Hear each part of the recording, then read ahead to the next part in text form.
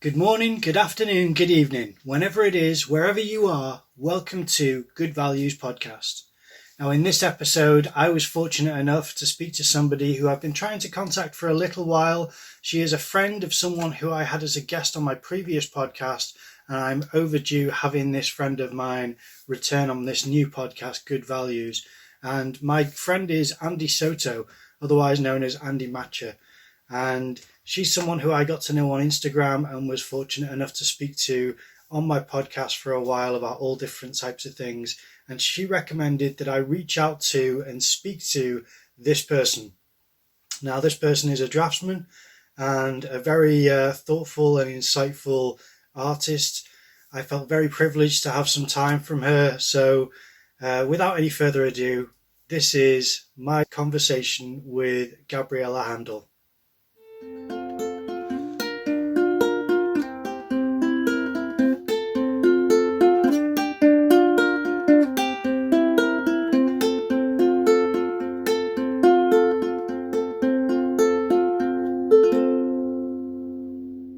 So first, would you please introduce yourself for the audience?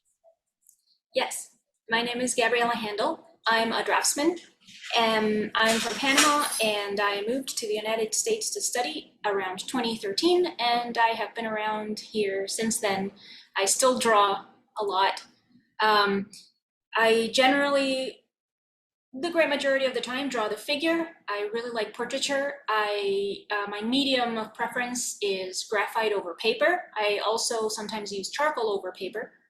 I also used to be much more experimental. Yesterday, I was answering some questions about how I did a thing on a drawing of, on some drawings of like the Endless from the Sandman. And I was like, oh, I gessoed Metro cards and I sanded it and then I shellacked it. And it's like, I have no interest in doing that anymore. So very experimental stuff. So now I'm like, oh, pretty beautiful paper and pencils. And like, Really? yes. Yeah, so no more additional experimental techniques and unorthodox tricks or anything like No, that. I don't think so. I mean, well, I guess maybe it's inaccurate to say that I don't want to anymore.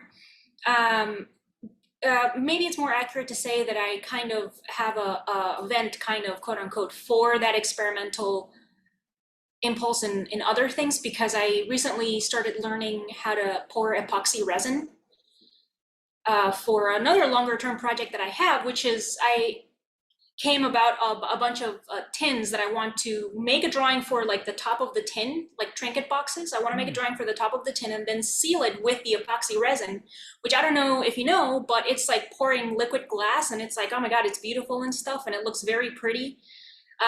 So like that experimental sort of impetus is like, I'm taking it out on that now. So instead of the Yeah. drawings. Yeah. Am I right in thinking that you are based in New York currently? Yeah. Is Yes. that's where you're studying as well, is that? That this is where I studied. Yes, I studied at the New York Academy of Art from 2013 to 2015, which is when I graduated. I see. And before that, did you have a rich background and history of draftsmanship and an interest in art anyway, or was it a new pursuit of yours? Um, Not sure I would say that it was rich or anything. I definitely was drawing still. I was also doing more painting.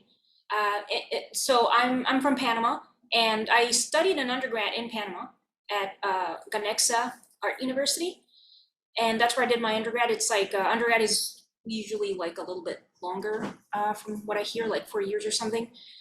So then that was effectively my undergrad in Panama, and well, before that I drew,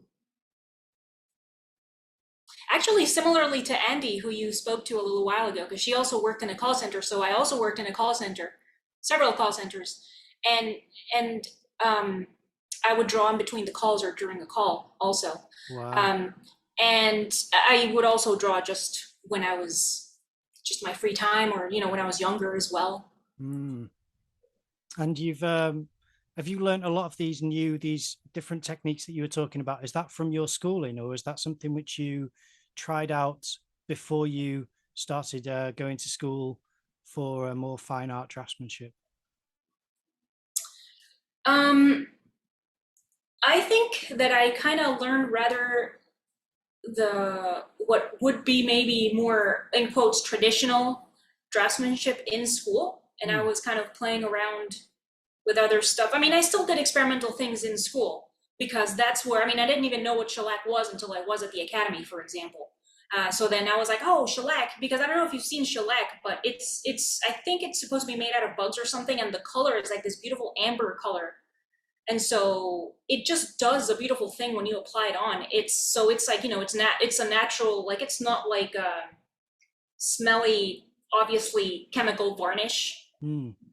It's very nice. It can be used for sealing wood is also, I think. Is it like a glaze over the finished piece there? Yeah. I mean, for drawings, I was using it as a sealant, so like as a finishing thing. I guess I don't remember entirely exactly how I was using it, but often it was to seal the drawing, and so you can get transparent shellac, but the regular one has like this beautiful orange amber color, and so like then that if I guess it is kind of like a glaze that it adds to the end product, but some artists, and I think actually Vincent Desiderio, he does something with like shellac based ink, for example, and I might be just talking out of my, I'm not actually sure. I just feel like other artists do use the shellac. And I feel like I totally veered off of what you asked me just now. I feel, all right, so then I was definitely much more experimental before going to the New York Academy of Art. And then because I was like, oh my God, very environmental, like, oh, paper is and trees and whatever. So what I would try to do was reuse any kind of paper or surface that I came about. And then a teacher was like, you should really try to work on the presentation of your work. And so I did. And so, but then I also became familiar with these beautiful papers, like Strathmore paper. I mean, I was using Strathmore paper before, but like the other, like the bigger sheets, the different feeling paper, like vellum, Bristol, this kind of stuff, and Stonehenge. I love Stonehenge. You can get these beautiful sheets with a decal. I didn't even know the term decal. Okay. I don't know the term decal. What does that mean? All right, so check it out. Let me tell you two things. All right. So first, decal is the result of pouring the pulp that will become the paper afterwards. You pour it over like a mesh thing. Okay, and so like the texture of the mesh, because that mesh is like a weave type of thing. Yeah, exactly. So like then often that is like Fabriano, for example. If you've seen Fabriano paper, like the notebooks, like they have like a mesh. So like they have like a pattern. So like that's from the mesh. So then, all right. So then you lay the pulp and then you lay it flat on the mesh. And so like, how do I explain that? Like, so like the mesh basically has no edge. So like when the pulp dries, it's that decal, which is like a hairy, irregular edge on the paper that is left over from the process of making the paper by hand. So the bigger rolls, they have, so the paper rolls, I don't know if you've gotten big paper rolls of Fabriano paper, for example, or sometimes a Stonehenge, if you get the sheets or the big rolls of paper, they often have the decal you can see it on the sides of the rolled up paper. And it's a decal that resulted from the machine making the paper. I see. But originally you would have the paper with decal all around, like all the four edges of the paper, because it was made by hand. And so you have like a stretcher thing. I mean, when you back in the day when you made it by hand, the paper by hand, you had like a stretcher with the mesh stretched around it. And so I don't remember exactly the procedure anymore, but this mesh is used to like smush the paper to flatten it out so that it's flat, so that we get the paper, and then that's left to dry. I can send you a video afterwards. I saw the video brilliant. A couple of times. Yeah, it's really cool. And the other thing I wanted to tell you is that it's like, to call back to the environmentalist thing that I was talking about there. I mean, these companies have whole ass forests dedicated to making trees for the paper. So like the argument of is similar with pencils. Actually, there are I mean, in some cases, there are entire forests dedicated to the making of pencils. So like these forests are they just grow again. The Yeah. forest dedicated to the pencils, same as with the paper, they just grow again. And in some occasions, which I think it's a cedar, incense cedar, I think the tree is called. You don't even have to have necessarily a forest dedicated to that wood, because cedar incense just grows very well, very easily, really? very resilient. So I have to say I find that very satisfying and soothing in terms of like, all right, I'm not ruining everything, not, Yeah. you know, Yeah. it's quite nice. I was actually going to ask you, does your artwork have a philosophy, and what is your philosophy if it has one? Well, I guess, I mean, okay, so my work is about the body, the human body. And so the great majority of the time, that's what I draw, and sometimes I draw other things. So more broadly, I think I have tried to argue in other occasions. Like I recently rewrote my statement, and I made a really long statement because I wanted to make a long statement. And I tried to argue that my work is about nature, because I draw the body, and the body is nature, part of nature. Yeah. And because I also sometimes I draw other things. Sometimes I draw, not often, mind you, it's seldom, but I still want to draw, and I like the idea of drawing like insects and stuff that isn't the human body. So I guess with my work in general, what I would like is for the viewer to, and I mean, it's not mandatory or anything, obviously, because everyone sees whatever they want, basically. Absolutely. But what I'm trying to say is that the body and nature are just amazing. That's what I'm trying to say. Yeah. And that I'm just trying to convey that reverence and admiration that I have for the human body, just as it is. It's like it doesn't need almost anything of the shit that we try to do to it via medicines or this kind of stuff that is misguided, in my opinion. So that's kind of hopefully the portrayal of the body when I draw it is loving enough that the viewer will also kind of feel like that same, will be moved likewise by the body, but whatever body they're looking at, because there's a separation of mind and body, and we refer to the body as the vessel and the machine, and separate somehow from us. Not just our own body separate from ourselves, but like other bodies separate. I'm not sure if I'll be able to explain, but there's like this separation between the one and the body, and so like that is a terrible idea. And I just think it brings so many problems of talking of the body as if you don't have one, as if you're not in one, as if you are not one.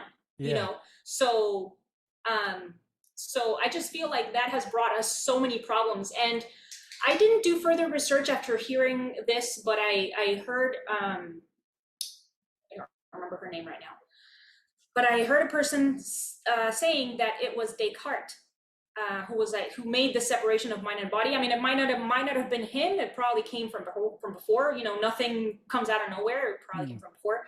But then that kind of stuck, and it's like, I don't know. I feel like it brings more problems than it being helpful.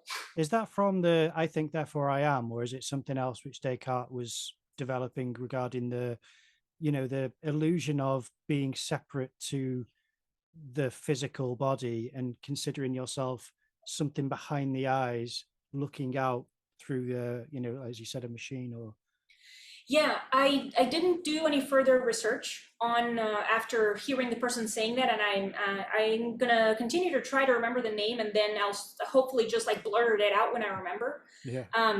But I didn't do any further research, and on that statement or whatever. I don't know if I could necessarily do further research, because I feel like I would, if I can understand it, because this old language, the old way of talking or whatever. Yeah. I don't know if you have tried to read any like Shakespeare even, because Yeah. I tried recently and I was like, what? I had to read everything like multiple times Yeah. to get to. I was like, oh, that's what he meant. All right. But I also feel like if I understand what the hell Descartes was saying, I feel like I might be irritated, and then Yeah. I won't be able, or I might have to be in a certain state of mind where the internal dialogue won't be like, oh, you're stupid or something, Yeah. So Yeah, it's too close to you as far as what you value, really. Speaking about values, if I can do a bit of an awkward transition, I was going to ask, one of the questions I like to ask people is, what do you value about art?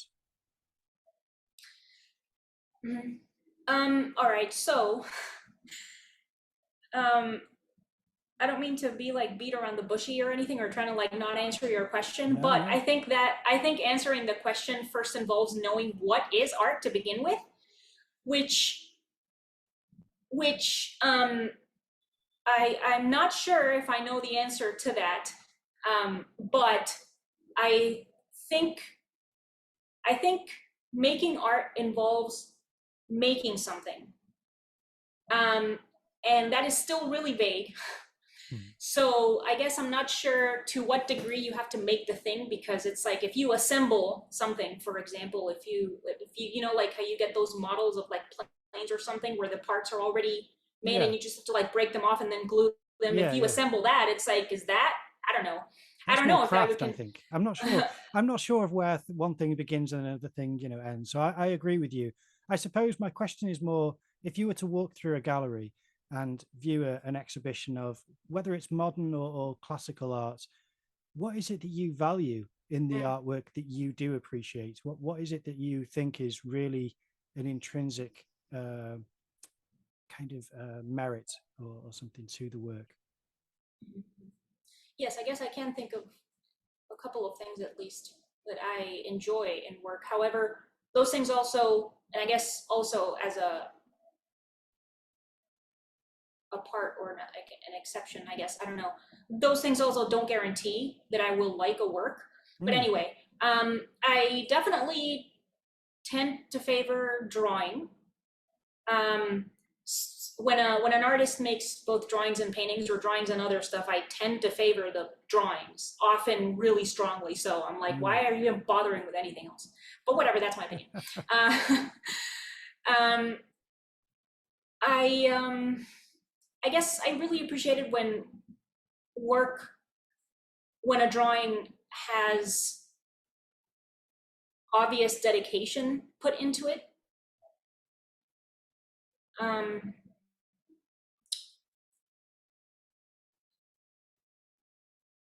I guess obvious is like, it's absurd to say obvious, because something can look like it was punctilious and then it wasn't. Okay, yeah, yeah. So Um, I guess that's why I'm hesitating so much, because like some characteristics are just like, it doesn't guarantee anything. no. But I guess whatever. Um,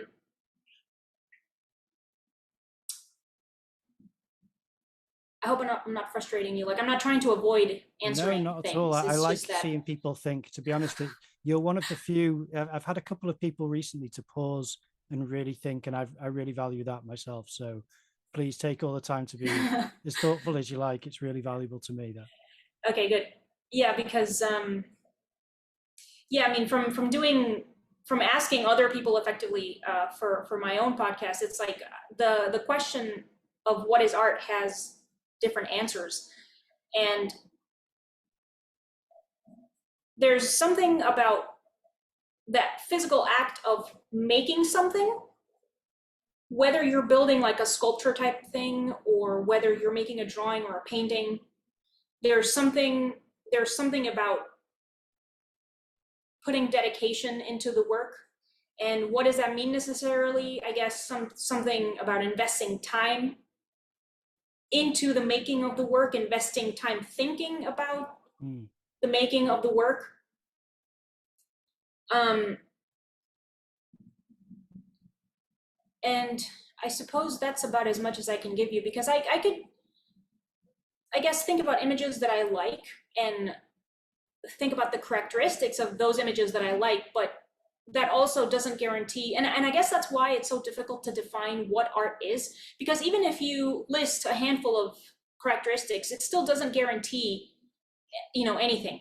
And like, for example, I personally have mixed feelings about performance and installation and certain things like that, even though I myself did that in the past. That's to that extent, I was like experimenting with making stuff. And I don't know if I consider that art anymore anyway.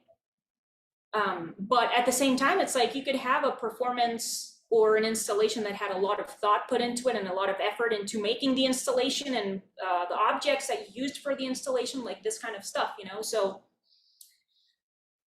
It's very challenging to think of a definition which would show a limit, because I went to a university where they didn't embrace figurative studies and art. So I stopped drawing and painting for the last 3 years. So I'm trying to catch up and regain my abilities now, because they were very much against talent and skill. I have a lot of problems with that. And they were very much about found art. So going out and just seeing things that you come across, and then that is your art, is to observe and things like that, and then performance art and things. So it was very frustrating for me, really challenging, but I appreciate the conversation because people differ. And I think that we align to a certain extent with our opinions on a preference, at least. What is your inspiration for creating a piece? If you, I know that because it's a lot of human bodies and anatomy, do you get inspiration though from places like for example, there's television shows that I watch, and sometimes I think I need to make art, and it won't be anything to do with the television show. It's just, I mean, a lot of the time, this will sound stupid, so forgive me, but it'll be Columbo, because I love the compositions in Columbo. I watch where the camera moves, and it'll have a beginning, a middle, and an end to each shot. The old ones, anyway, the ones in the 70s. And that makes me want to draw or paint something not even related to Columbo, but that can inspire me. Is there a place where you get inspiration from? I suppose the easy answer is that nature is what inspires me, and the body is what inspires me. So the easy answer, I would say, is nature and the human body are my inspiration. And then maybe not the difficult answer, but maybe the annoying answer is the question about what even is inspiration, and is it necessary in order to make work? And it's yes, I have like a personal beef. I mean, I don't give to anyone. I'm not gonna be like, what do you mean you have an artist block? You're lame. Or I don't. I'm not gonna tell somebody that because it's also like it's like, where is the cutoff of, where's the cutoff? Maybe somebody feels like I recently talked to an artist named Randy Ortiz, who said he has been experiencing a burnout for a while now. And what is that? You don't feel inspired, you don't know what to do, you don't know what to draw, you don't know what you want to talk about in the drawing, and I think Andy actually might have said, I think she has said something of the sort when I have heard her talking about it, where, or rather, there's a saying that I really like, and I think it's by Picasso, that says, inspiration exists, but it has to find you working. So the thing about that is that whether the inspiration exists or not, you should be working. You should be making the thing. So I think that speaks more to discipline, in the sense that whether you want to draw or not, whether you know what to draw or not, you should sit down and draw something. It doesn't matter, regardless of the circumstances. And I mean, what those circumstances are, and whether the individual chooses to just neglect everything in their life in that moment for 10 minutes to sit down and draw something, it depends. So sometimes you don't have to like neglect everything in your life in order to draw for 10 minutes. Yeah. But even, 5 minutes, it doesn't matter. Just So, I don't get to draw necessarily every day as long as I would like to, but I get to draw. Get to draw most days for a little while at least, which is about volume and quality, kind of, or at least volume. And volume is very important because it accumulates over time. So I think I'm veering off a little bit on the question there. No, this is the difficult answer. I like it. Yeah. It's good. Yeah, so like in a way, if I go with the idea of inspiration in the sense that you want to draw, or there's like this impetus, like I really want to take just like the ballpoint or whatever and make and draw a thing, like whatever it is. I want to draw that portrait of the person, and I want to draw that leaf or something. I kind of always feel that way. I kind of always want to draw. And I mean, I don't know if I would say that in that case I'm always inspired. I don't know, because like I'm not sure if that's exactly what that is. So yeah, well, it certainly sounds like you're constantly having that motivation. So that's really healthy, I think. But yeah, I'm afraid I'm gonna just push along because I know you've not got that much time. So I want to make sure that I ask certain questions. Sure. Because I wanted to ask. Okay, I'll ask this anyway because I wanted to ask because I've been looking at your. You do a lot of stories on your kind of strength and health training, and how long have you been doing that for? And does that inform your artwork? I have been doing some kind of movement type thing for a really long time before moving here and everything, in some capacity. So I don't know, years and years, over a decade. I think there might have been something of a hiatus at the academy. I don't remember really to what degree I stopped or felt like I had to stop or whatever. I remember that I gained a little bit of weight and I was like, fine, whatever. I didn't like it, but whatever. But then anyway, I don't remember to what degree I stopped or lessened the activity, but yes, so I'm not entirely sure how to explain the connectivity with the work, but I'm pretty sure there is one. And it's something similar to what I was complaining about earlier about the separation of mind and body, in the sense that separating mind and body has obviously been a mistake that we repeat over and over again for whatever reason. And so similarly, I guess, there is definitely a connection that I'm trying to explain or find or see, because because my insights tell me that there is a connection there. And if you look at an anatomy chart of whether it's bones or musculature, but I think maybe, or at least kind of when I look at it, more the musculature in terms of movement. And I don't know if you've had any kind of anatomical like instruction, but supposedly, so the way that it generally goes is that you have like the muscle fibers in one direction, and the way they contract, like the skin wrinkles perpendicular to that movement or really? something I didn't like that. know that. I've got anatomy books, but I don't have the knowledge to back it up. So please. Yeah. So I mean, that's generally, because like, again, it's like there are so many muscles layered that it's like, okay, so then which one is the skin responding to then? Okay. But because that's another thing, it's like, for whatever reason, we like to separate things and then forget that they are together. Yeah. So then we separate the muscles to one by one, and then that's cool to be able to just see how many there are, but then it's like they don't work in isolation. There is not one single muscle that works alone in the body, okay? No. But anyway, so what I'm trying to say with the thing about the muscles is that if you, by looking at the direction of the fibers, it's obvious to me that the body is made for moving. Because then those fibers, they're all pointing in all directions. They're pointing in all, so like if you look, so there's generally the three planes of the body. There's coronal, transverse, and sagittal, okay? So like there's not only fibers in like all three, the planes of the planes, but then also in between, around, up to top to bottom. And so it's like the amount of movement that we're capable of is just like, you can't even imagine how much movement we are capable of. And what are the limits of this movement is. So I think the degree of ignorance to which we have brought ourselves by separating mind from body and by separating the muscles from each other, is like we're really doing ourselves a disservice in terms of just our general well-being by continuing to see the body that way. So I guess doing exercise for me is another way to like express, drawing and moving. There are both ways to express adoration for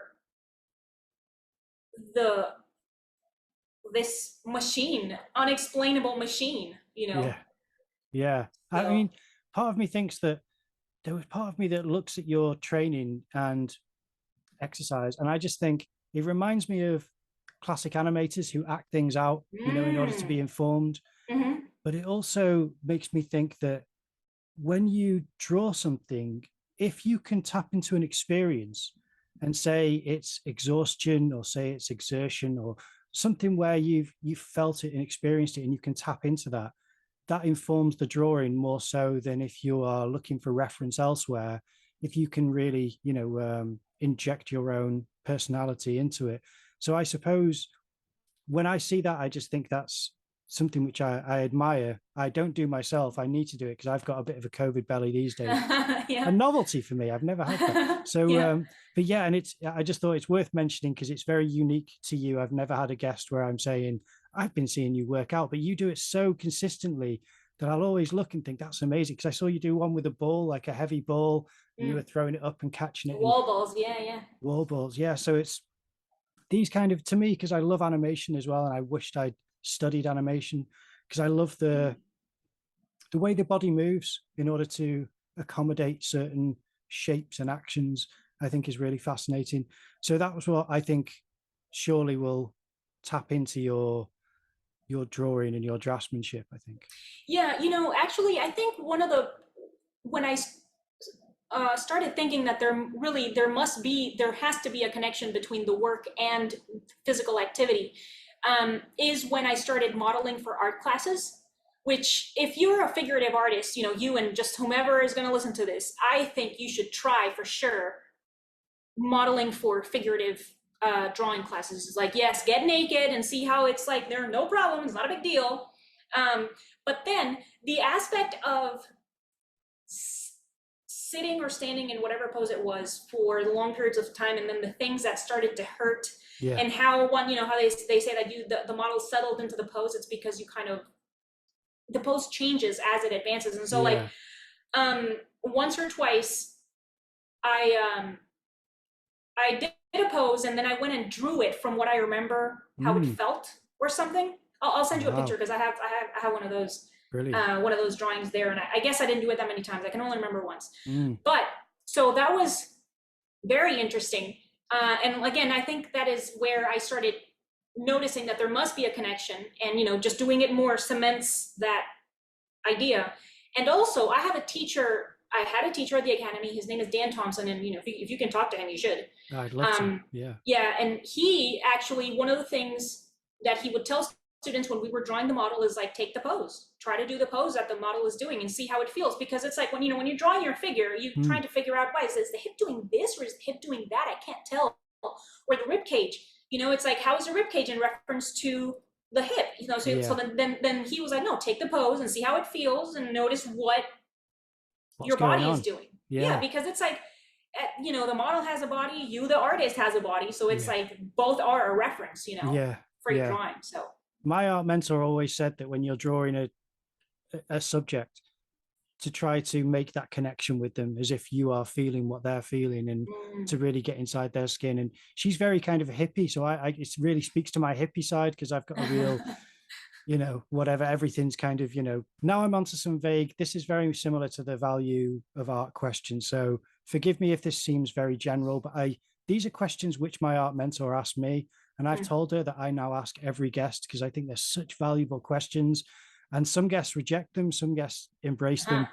Some professionals I've asked on live feeds have rejected them in a very humorous way, and some have really loved them. So I'm curious, what do you think? The first one, what's the most beautiful thing you've seen today? Only today? Only today. All right, give me a second. All right. Does it have to be one thing?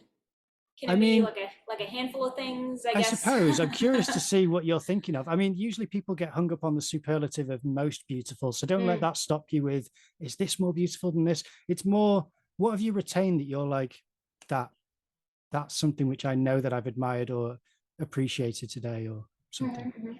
Okay. All right. So,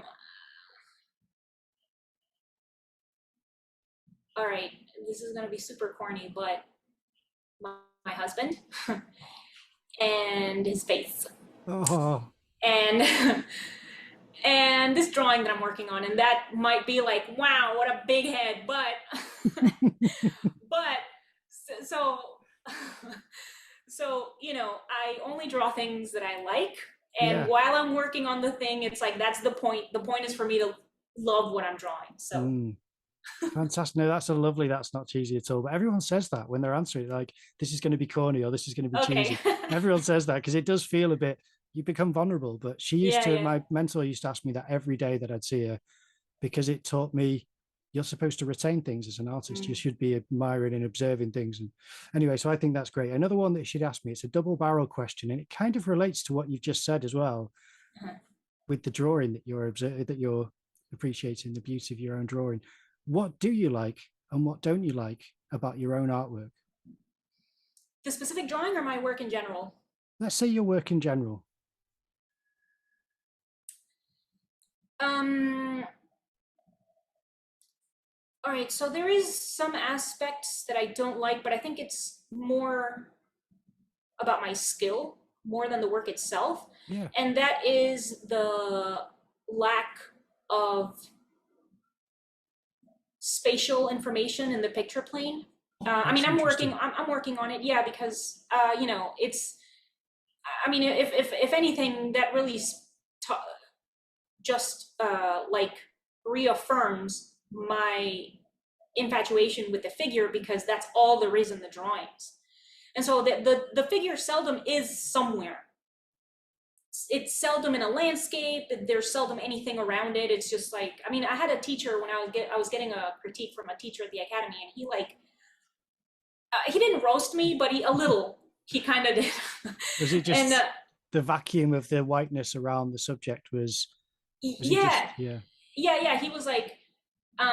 He was like, yeah, you were the weird kid in math, just doodling in your notebook, drawing floating figures, centered, no background, no composition. And he just went like that for a few minutes. And I was like, wow, all of that is true. Yeah. He's obviously I mean, not necessarily about the circumstances upon which I was drawing floating things with no background and no composition. Yeah. Because that is exactly what was also happening in the call center, for example, when I was drawing, not in a class. But anyway, the point is that he, of course, was correct. Yeah. And so that continues to be the case. And I have I was going to say the goal, but I feel like that means that I'm committed, and I don't know if I want to commit to that, but I would like to incorporate some kind of placeful atmosphere. Figures somewhere. Atmosphere. Yeah.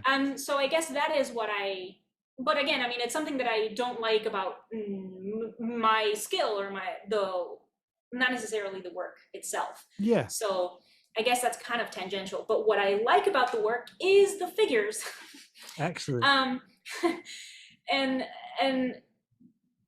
yeah, I really do enjoy finding and studying the surface of the skin via the pencil on the paper, and then thinking about what is beneath that made that surface that way. So like, not just the musculature and the bones, because that's another thing. It's like there is so much more than musculature and bones under there. There's lymphatic system, there's fat, there's nerves, fascia, there's so much shit under there.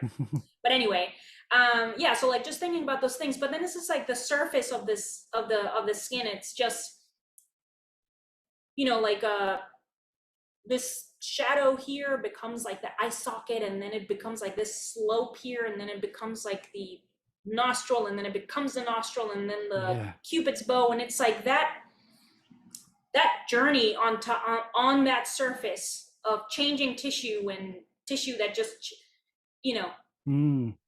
that's it's like, how could one not be inspired by that, Yeah, give it's me fascinating. goosebumps. Yeah. Am I right in thinking that your preference is kind of, I mean, I might not have seen enough of your work, but I think from what I've observed that it's kind of an eye level vantage point, that you don't do a kind of skewed camera angle. It's not about observing the body from necessarily above or from a strange, from the feet upwards. Or I think, don't you usually draw things? Am I right about that? That you draw things from like a natural eye level or a natural, like where you would see things normally? That sounds about right. Yeah, that Yeah. sounds about right. It's not like a forced perspective in any way. No, no, I have personal qualms with forced perspective, like things like selfies, Mm, for example. And my problem with that is that, the forced perspective eschews the view of the body, and of how what it looks like, and it deforms the when you have the selfie, the eyes look really big and the chin yeah, looks super tiny, the shape of the face changes, and all of this stuff, because yeah, the camera is so close. yeah. And so then the issue with that is that when you're going to make the drawing, I didn't understand when the teacher said this in school, but it makes the drawing photographic, in the Mm, sense that you basically have to draw that image exactly.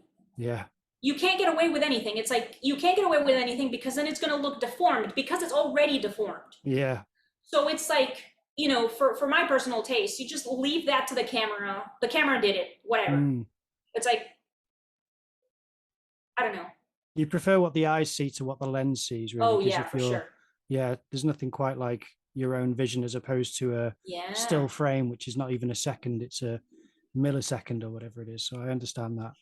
Yeah, yeah, yeah. Well, sorry, I was just going to say, I could keep talking to you for another hour or so because I really enjoyed this. But I was going to ask, because I know that you're short on time, is there any social media that you want to promote? Because I know your own podcast is definitely something I'm going to direct people to watch because it is fascinating and I loved it when I've watched it. It's great. Oh, nice. Yeah. So I talked to Andy as well, to Yeah, Andy Soto. Yeah, I talked to her as well. excellent. And well, yeah. So that there's the podcast. I have it up on YouTube. It's called Mm. A Conversation About Art. If anybody, I don't know, you're in Europe, so if anybody like in Spain or something, I have episodes in Spanish as well. Most of my uh, audience is American, so there's a huh. large Spanish speaking population, I think, in America, if I'm not Yes, wrong. I see. Yes, I have lots of episodes. I have several episodes in Spanish. Several artists from Panama, and well, I have Instagram. The handle is just first name last name, Gabriela Handal, just one word. Um, the podcast is A Conversation About Art, and I have my website. It's gabrielahandal.com. I don't have any other social media. No, well, so if that's all of your links and accounts, I'll make sure that I link them in the description. I'm incredibly appreciative for your time, and I'd love to talk to you again because, as I said, I could have easily don't talk to you for another hour because it's fascinating, and I appreciate how thoughtful you are with your answers and with your artwork. It's a real privilege. So thank you so much for being on. Yeah, thanks for talking to me. Okay, so that's the episode done. Now, I thought that was really interesting. I thought we got into some quite thoughtful areas of conversation. I wish I could have spoken to her for another hour or so, and unfortunately, I didn't have her for that long. But it was still a fantastic guest, and I hope to have her on again. I know that she's got lots more to say and to share. Please check out her podcast. I'll leave the links in the description below, as well as links to her social media account and website. And I hope you enjoyed the podcast. If you did, then please leave a like, comment down below, subscribe to the channel, and ring that notification bell. And I will see you in the next episode.